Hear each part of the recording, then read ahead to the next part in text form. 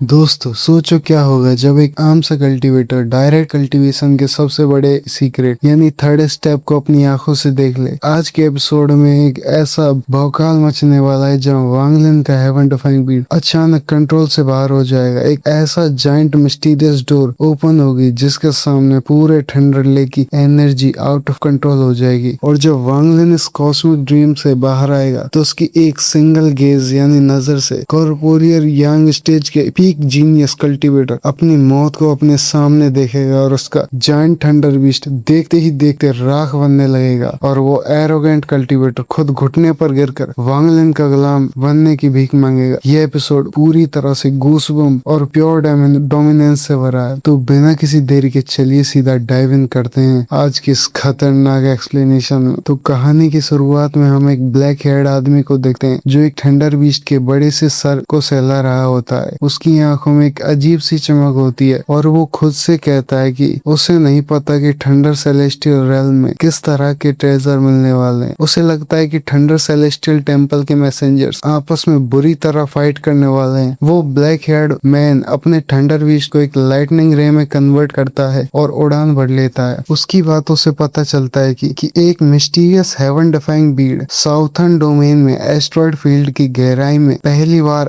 Appear हुआ था past में। इसी बीड के आने की वजह से वहां के थंडर में चेंजेस आए और एक मैसिव थंडर लेक बन गया जो अब थंडर स्पेल्स को कल्टीवेट करने के लिए सबसे बेस्ट जगह बन चुकी थी। वहीं दूसरी तरफ हमारा मेन कैरेक्टर वांगलिन उसी थंडर लेक के बीचों बीच बैठा था। वो थंडर ओरिजिन स्पेल के वर्ड्स को बार बार रिपीट कर रहा था। जैसे ही उसने इस स्पेल को पूरी तरह से कॉम्प्रीहेंड कर लिया उसने अपने हाथों से एक सील फॉर्म की, अपने हाथों को घुटनों पर रखकर और गहरी सांस लेकर अपनी आंखें बंद कर ली। दोस्तों ये थंडर ओरिजिन स्पेल एक बहुत ही मिस्टीरियस मेथड था जिसका यूज करके हेवनली थंडर से ओरिजिन एनर्जी को एक्सट्रैक्ट किया जा सकता था और उसे अपना बनाया जा सकता था। ये इतना रेयर था कि सिर्फ सेकंड स्टेप के कल्टीवेटर के पास ही ऐसी चीज होती थी और इसे एक ऐसा ट्रेजर माना जाता था जो किसी भी आसानी से नहीं दिया जाता था किसी को भी। इस मेथड में थंडर को डायरेक्ट अपने बॉडी के अंदर लेना होता है। अगर किसी का कल्टीवेशन लेवल हाई नहीं है तो ये कल्टीवेशन स्पेल डायरेक्टली उसकी बॉडी को डिस्ट्रॉय कर सकता था और डायरेक्ट और सीरियस केसेस में उनका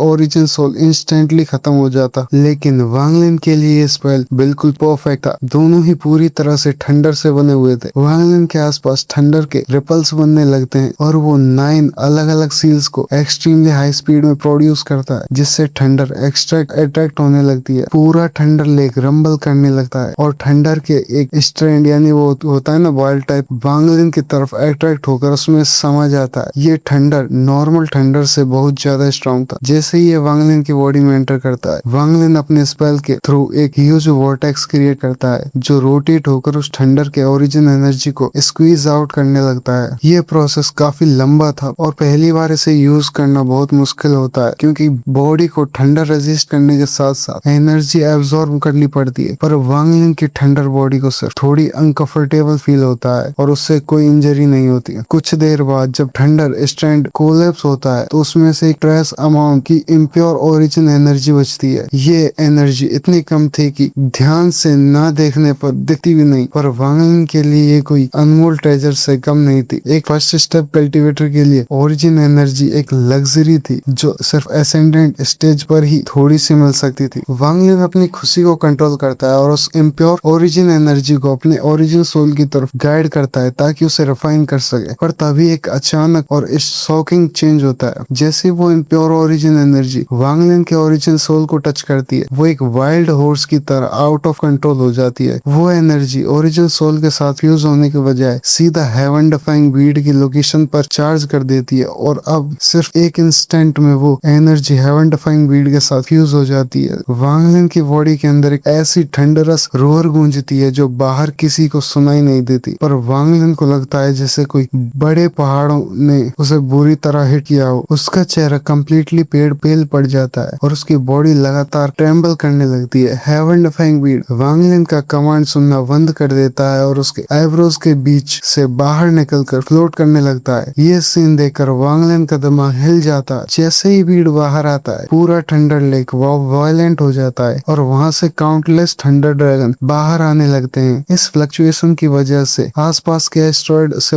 पावरफुल थंडर निकलने लगती है, जिसके डर से सेलेस्टियल गार्ड को दूर रिट्रीट करना पड़ता है। यहाँ तक कि थंडर बीस्ट भी डर के मारे पीछे हट जाता है और आसपास आने की हिम्मत नहीं करता। काउंटलेस थंडर ड्रैगन्स चारों तरफ से विसल करते हुए आते हैं और एक एक करके हेवन डिफाइंग बीड के अंदर चार्ज करने लगते हैं। बीड धीरे धीरे घूमने लगता है और एक ब्लाइंडिंग वॉयलेट लाइट प्योर पूरे बीड को कवर कर लेती है। फिर अचानक एक मिस्टीरियस रिस्ट्रिक्शन अपीयर होता है और वांग लिन के सामने एक ह्यूज जाइंट डोर प्रकट हो जाता है। दोस्तों ये वो जगह थी जहाँ हेवन डिफाइंग बीड पहली बार अपीयर हुआ था और वांग लिन ने अनजाने में बीड को उसकी ओरिजिनल जगह पर वापस ला दिया था। जब बीड के 5 एलिमेंट्स कंप्लीट हुए और बीड ने पहली बार वांग लिन को अपना ओनर रिकॉग्नाइज किया था, तो उसके बाद बीड ने पहली बार यहाँ इस थंडर को टच किया था, जिस वजह से ये मैसिव चेंज आया। जाइंट डोर के आने से पूरे थंडर लेक का कलर पर्पल हो जाता है। वांग लिन की बॉडी डर से कांप रही थी, पर उसकी आंखों में अभी भी एक जिद थी। तभी उस जाइंट डोर के बाहर एक ह्यूज आर्म, एक विशाल हाथ अपीयर होता है, पर इस बार एक ट्विस्ट था। जैसे ही वो आर्म अपीयर हुआ, large amount of purple lightning ने आकर उस आर्म को पूरी तरह से चारों तरफ से व्रैप कर लिया, बांध लिया, जैसे कि उन थंडर्स ने उस जाइंट आर्म को चेन से बांधकर सबड्यू कर दिया हो। वांग लिन समझ जाता है कि अगर ये चेन्स नहीं होती तो वो कभी उस डोर के पास जाने की हिम्मत भी नहीं कर सकता था, पर इस once in a lifetime change को वो मिस नहीं करना चाहता था। वो सीधे उस डोर की तरफ चार्ज कर देता है। जैसे ही वो डोर के पास पहुंचता है, डोर में एक छोटा सा गैप खुल जाता है और उस गैप के खुलते ही पूरी दुनिया रुक सी जाती है। वांग लिन की आंखें फटी की फटी रह जाती हैं और उसका माइंड सीधा उस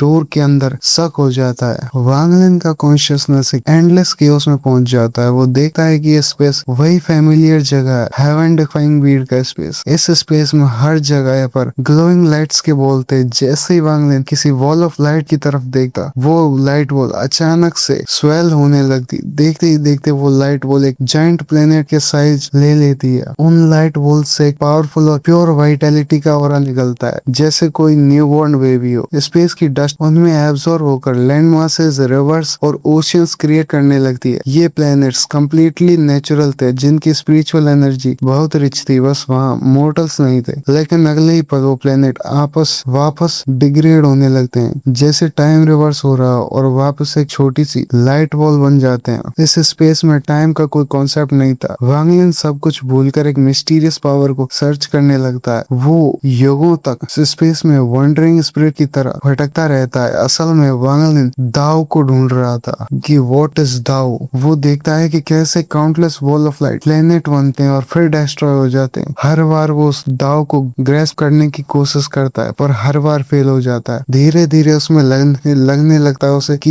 ये मिस्टीरियस पावर ऐसी चीज है जो लॉज ऑफ एग्जिस्टेंस से भी ऊपर है। तभी वांग लिन एक और प्लेनेट देखता है जो पहले से नेटिवली एग्जिस्ट करता था। उसके पास 2 छोटे प्लेनेट्स थे जो अटैचमेंट शो कर रहे थे। वांग लिन बिना बॉडी के होते हुए भी अपना हाथ आगे बढ़ाता है और वो 3 प्लेनेट्स रे ऑफ लाइट बनकर उसके हाथ में आ जाते हैं। तब वांग लिन खुद एक बॉल ऑफ लाइट में टर्न हो जाता है, में बदल जाता है और एक प्लेनेट फॉर्म कर लेता है। इस प्लेनेट के नॉर्थर्न पार्ट में सिर्फ एक फैमिली थी, एक आदमी और एक औरत, और शांति से जी रहे थे। और प्लेनेट के साउथर्न पार्ट में एक रे ऑफ लाइट गुजरती है, जिसमें एक व्हाइट कपड़ों वाली ब्यूटीफुल औरत थी, और वो औरत कंफ्यूजन में कहती है, ये दुनिया मुझे इतनी फैमिलियर क्यों लगती है। और फिर आंसर ढूंढने के लिए ओरिजिन में गायब हो जाती है। अनंत साल गुजर जाते हैं। आखिर में वो दुनिया डिस्ट्रॉय हो जाती है और वहाँ 3 लोग वापस 3 बॉल ऑफ लाइट्स बन जाते हैं, जिनके एक ह्यूज पाम आकर पकड़ लेता है और दूर ले जाता है। तब वांग लिन का कॉन्शियसनेस अवेकन होता है और वांग वो कहता है, तू ये है डाओ। वांग लिन को समझ आ जाता है कि वो खुद ही दाओ है। हेवन और अर्थ काउंटलेस डाओ से बने हैं, पर वो खुद डाओ था। उसने लाइफ एंड डेथ, डाओ और कर्मा डाओ को समझ लिया था, जिसमें व्हाइट औरत लीमू वान थी और नॉर्मल फैमिली वांग पिंग थी।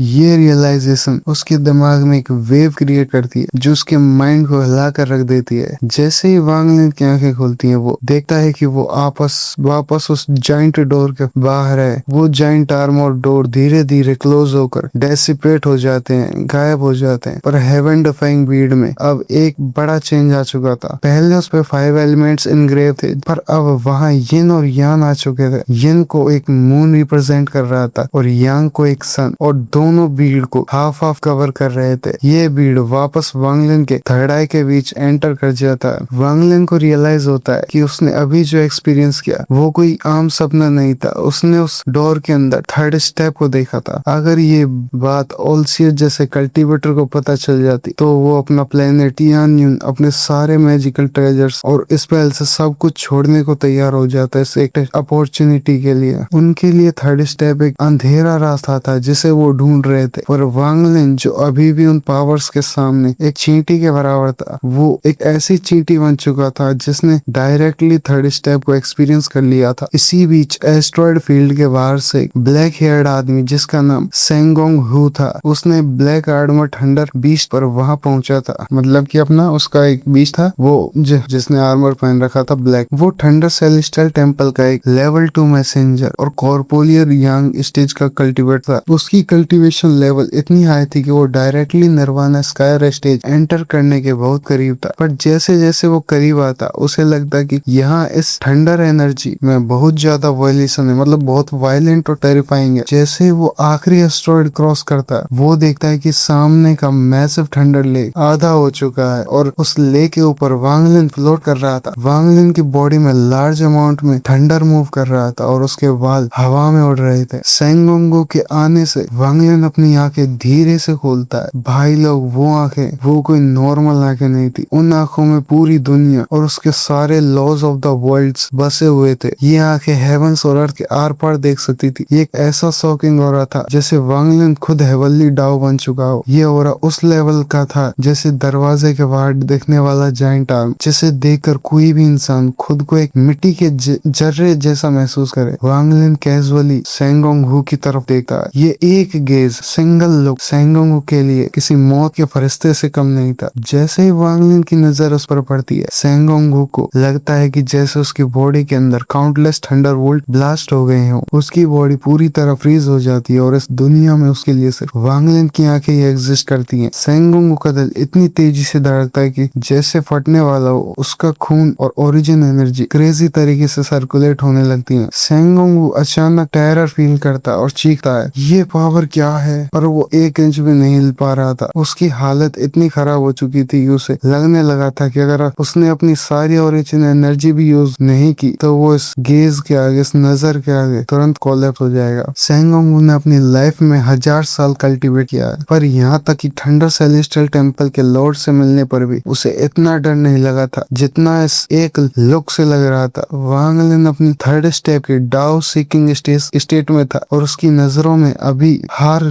सामने वाला इंसान बस एक चींटी था जिसे वो चाहे तो एक पल में लाइफ से डेथ में भेज सकता था। सेंगोंग हु अपनी आंखों में प्योर टेरर के साथ देखता है। उसकी ओरिजिन सोल ऑटोमेटिकली बर्न होने लगती है। उसकी ओरिजिन एनर्जी ने कंट्रोल खो दिया था और एक इनविजिबल फ्लेम बन चुकी थी। ऐसा लग रहा था जैसे खुद हेवन उसे ऑर्डर दे रहा हो कि मर जा, डाई। और सिर्फ यही नहीं, सेंगोंग हु के नीचे खड़ा उसका पावरफुल थंडर बीस्ट इतनी बुरी तरह डर गया था कि वो मिजरेबल क्राई, दर्दनाक आवाजें निकालने लगा था और उसकी बॉडी देखते ही देखते धूल बनकर उड़ने लगी थी, जैसे मिट्टी जमीन में वापस मिल रही हो। ये सब सिर्फ एक सेकंड के फ्रैक्शन में हुआ था। वांग लिन की आंखों की क्लाउडीनेस खत्म होती है और वो एक लंबी सांस लेता है और अपनी आंखें बंद कर लेता है। आंखें बंद होते ही सेंगोंग हु उस टेरिफाइंग पावर से बाहर आ जाता है, पर उसकी हालत मौत से बदतर थी। वो पसीने से भीग चुका था। उसकी आधी से ज्यादा ओरिजिन एनर्जी डिस्ट्रॉय हो चुकी थी। उसका ओरिजिन सोल एक साइज छोटा हो गया था और वो एक्सट्रीम वीक पड़ गया था। उसका सेलेस्टियल थंडर बीस्ट भी कम्प्लीटली अपनी हिम्मत हार चुका था और एक टेरिफाइंग होकर वांग लिन को देख रहा था। सेंगोंग हु के दिमाग में पैनिक था। वो सोचता है, टू टेरिफाइंग, ये कैसा गेज था? इसका कल्टीवेशन लेवल क्या है? उसने इमीडिएटली एज्यूम कर लिया कि वांग लिन एक हाई अटैक लेजेंडरी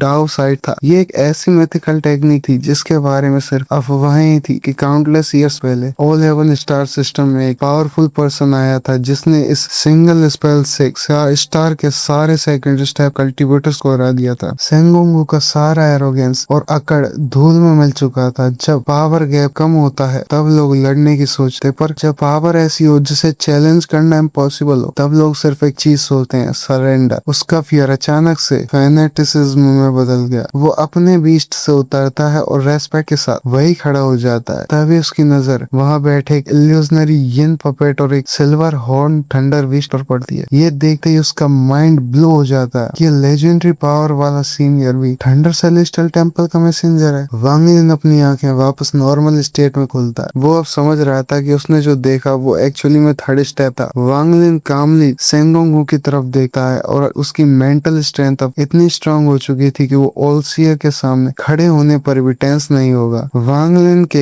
एक नेचुरल न्यूट्रल एक्सप्रेशन के साथ पूछता है कि क्या बात है। सेंगोंग हकलाते हुए बोलने की कोशिश करता है पर वांग लिन अपना हाथ हिलाकर कहता है अगर कुछ नहीं है तो जल्दी निकल जाओ यहाँ से। वांग लिन इस टाइम उस हेवन डिफाइंग बीड पर कंसंट्रेट करना चाहता था पर सेंगोंग जो कि साउथर्न डोमेन की सेंगोंग फैमिली का एक पीक जीनियस और बेसियस कल्टीवेटर था, उसने तुरंत अपना सिर जमीन पर झुकाया। वो एक्चुअली जमीन पर क्राउल करता हुआ उस पोजीशन में आ गया जैसे कोई अपने टीचर को रेस्पेक्ट देता हो। वो बोलता है सीनियर, जूनियर का नाम सेंगोंग हु है। मैं लेवल 2 मैसेंजर हूँ और कॉर्पोरियल यंग स्टेज कल्टीवेटर हूँ। मैं भीख मांगता हूँ, प्लीज सीनियर मुझे अपने गुलाम बनने का मौका दें। सेंगोंग की इस अचानक रिक्वेस्ट से वांग लिन थोड़ा हैरान हो जाता है। प्लेज, सेंगोंग अपनी डेस्परेशन शो करते हुए कहता है कि उसकी कल्टीवेशन औकात के हिसाब से कम है पर वो बहुत सिंसियर है। उसकी फैमिली बड़ी है और वो वांग लिन के लिए कुछ भी कर सकता है। वांग लिन कुछ देर सोचता है और फिर अपना सर ना में हिलाता है। उसने रिफ्यूज कर दिया था क्योंकि वो उस स्पेल को दोबारा यूज नहीं कर सकता था और जानता था कि सेंगोंग बहुत एरोगेंट पर्सन है। अगर कुछ डाउट हुआ तो प्रॉब्लम हो सकती है। अपना रिजेक्शन देकर सेंगोंग और ज्यादा डेस्परेट हो जाता है। वो कहता है कि सीनियर, जूनियर कभी इस डिसीजन पर रिग्रेट नहीं करेगा। अगर आप मुझे मेरा ब्रेक थ्रू में थोड़ी सी गाइडेंस देंगे तो मैं अपना दाओ सोल आपको 1000 साल तक प्लेज करने के लिए तैयार हूँ। ये बोलते सेंगोंग हैंड सील बनाता है और अपने फोरहेड पर पॉइंट करता है। एक ब्लैक लाइट वहां से निकल कर बाहर आती है जिसमें उसका डोमेन और उसकी लाइफ का पूरा डाओ मौजूद था। ऑल 11 स्टार सिस्टम में डाओ सोल देना सबसे एक्सट्रीम टाइप का सबमिशन था। एक बार डाओ सोल किसी को दे दिया तो वो आपके डाओ हार्ट और डेस्टिनी दोनों को कंट्रोल कर सकता था। सेंगोंग इतना टेरिफाइड और इंस्पायर्ड हो चुका था कि उस डाओ साइड से उसने अपना सबसे कीमती पोजेशन वांग लिन के चरणों में रख दिया था। वांग लिन अपनी आंखें छोटी करके उस ब्लैक लाइट को देखता है। उसने कामली और कोल्ड आवाज में पूछा, तुम रिग्रेट तो नहीं करोगे? सेंगोंग ने अपना सर झुकाकर परमानेंटली कंफर्म किया, जूनियर डेफिनेटली रिग्रेट नहीं करेगा। वांग लिन ने और टाइम वेस्ट नहीं किया। उसने अपना हाथ हिलाया और सेंगोंग के उस दाव सोल को ढवाव कर लिया और जो उसके ओरिजिन सोल के अंदर चला गया। अब सेंगोंग कॉर्पोरियल यंग स्टेज का पीक कल्टीवेटर पूरी तरह से वांग लिन के कंट्रोल में था। सब कुछ सेट होने के बाद वांग लिन कामली पूछता है, तुम यहाँ क्यों आए थे? सेंगोंग एक बेटर स्माइल देता है और जवाब देता है, थंडर सेलेस्टियल रेल्म जल्दी ओपन होने वाला है, इसलिए जूनियर यहाँ थोड़ी ओरिजिन एनर्जी कल्टीवेट करने आया था। तो गाइस आज के लिए बस इतना ही। अगर आपको ये वीडियो पसंद आई हो तो 500 व्यूज का करवा दो, आपको नेक्स्ट वीडियो तुरंत मिल जाएगा। यार सपोर्ट करो भाई, यार चैनल चलाना पड़ता है भाई। और अभी इसमें बहुत ट्विस्ट आने वाले हैं, देखते रहिए। Stay tuned, bye bye.